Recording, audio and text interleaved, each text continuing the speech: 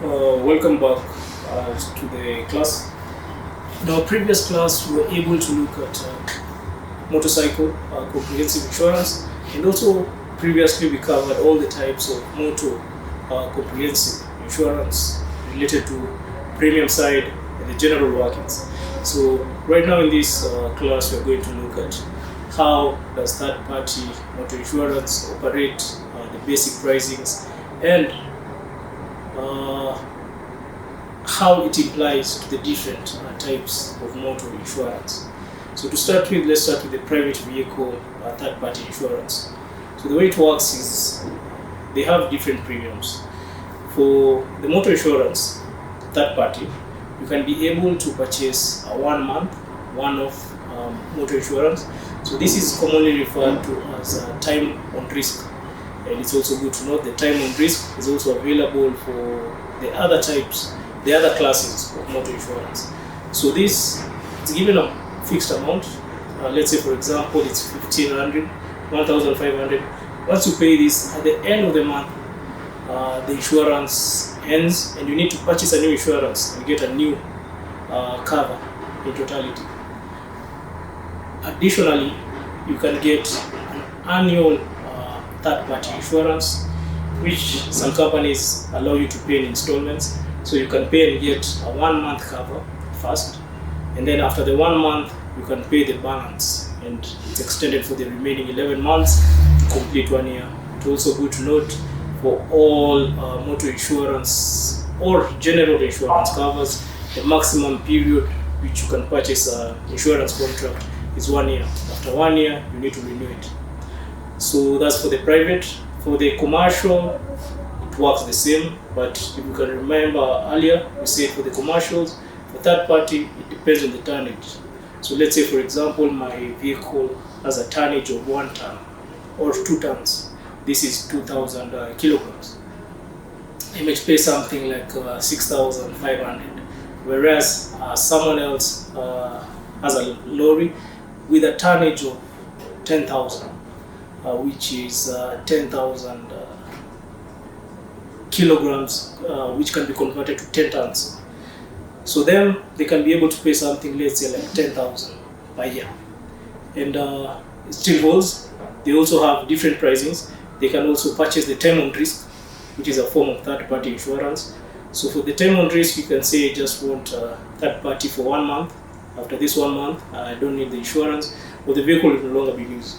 So once you pay for the 1 month, once it lapses, you need to fill in a new form and purchase a new third-party insurance for a different period of time.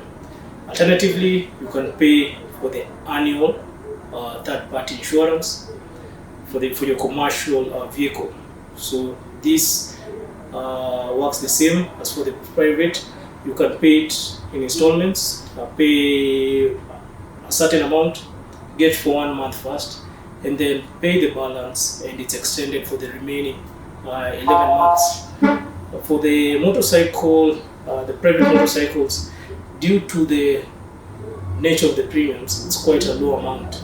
So for the private, most insurance companies prefer to pay it one-off, an annual cover on a one-off case basis, or they can give you an option for a time on risk, but they rarely accept installments for the private motorcycles. For the border, due to the nature of their business, they are given a unique benefit such that they can be able to pay for semi-annual insurance certificate. So they can pay an installment, get a 6 months cover, then pay a balance, and it's extended to 1 year. So this is also a special arrangement created by some companies to be able to accommodate most of these individuals, and also to factor in the nature of their business and the cash flows and how they are willing and able to spend on insurance. And finally, for the PSV third party, it's good to note, over and above paying the premium, you need to also cater for the passenger legal liability, even if it's a third party. So you pay the set premium. Let's say they've told you it's 7,000 per year. You need to pay that plus the passenger legal liability, which will be dependent on the number of passengers being carried by your vehicle, or the carrying capacity of your vehicle. So let's say your vehicle can carry a maximum of 4 passengers. You need to pay the four times the 500 Kenya shillings, which is the common premium for the passenger legal liability. Just to recap what we've been able to learn so far, we've been able to understand what insurance is, we've been able to look at the types of insurance, we've been able to get into motor insurance, where we've looked at the different classes of motor insurance, at the different types of vehicle insurance, and how the premium workings go. So in the next class now, we'll dive into more practical aspects when going to purchase insurance, and we'll start with sourcing for an insurance company, the things you need to look at, and how to consider which company you will be able to use when getting your insurance. With that being said, let's dive in to the next class.